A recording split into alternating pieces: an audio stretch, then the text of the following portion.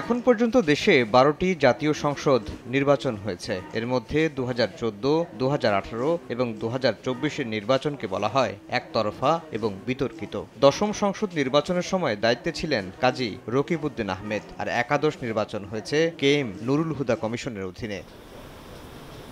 আইন ছাড়া সার্চ কমিটির মাধ্যমে রকিব হুদা কমিশনকে নিয়োগ দেয় আওয়ামী লীগ সরকার। ২০২২ সালে এসে নির্বাচন কমিশন নিয়োগ আইন করে দায়মুক্তি দেওয়া হয় রকিব হুদা কমিশনকে। বলা হয়, এই দুই কমিশনের সিদ্ধান্ত ও নিয়োগ নিয়ে কোনো প্রশ্ন তোলা যাবে না আদালতে।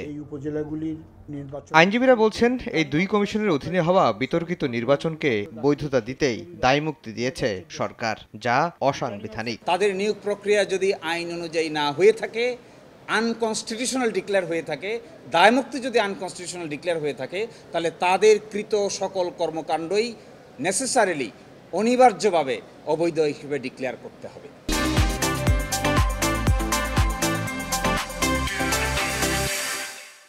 রোববার রকিব হুদা কমিশনকে দায়মুক্তির সিদ্ধান্ত চ্যালেঞ্জ করে রিট হয়েছে উচ্চ আদালতে। তাদের আইনের আওতায় আনতেই এই পদক্ষেপ বলছেন আইনজীবীরা। এই দায়মুক্তি দিয়েছে কারণ ওনারা মনে করেছেন 14 সালের নির্বাচনের যে অ্যাপয়েন্টমেন্ট প্রক্রিয়া এবং 18 সালের নির্বাচনের যে অ্যাপয়েন্টমেন্ট প্রক্রিয়া, এটি আইনসম্মতভাবে হয় নাই।